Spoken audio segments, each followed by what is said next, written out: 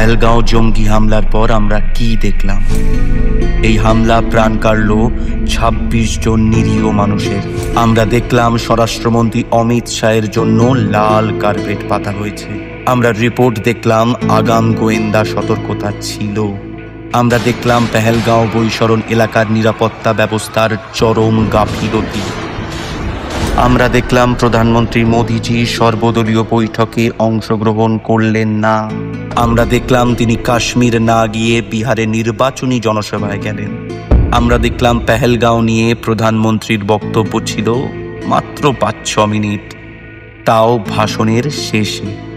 আমরা দেখেছি কেন্দ্র সরকার নিজেই নিরাপত্তা ব্যর্থতার দায় স্বীকার করেছে, আর আমরা দেখেছি শোকাহত পরিবারগুলো মোদি সরকারকে দায়ী করেছে। দেশ কিন্তু পুরো ঘটনার দিকেই নজর রেখেছে।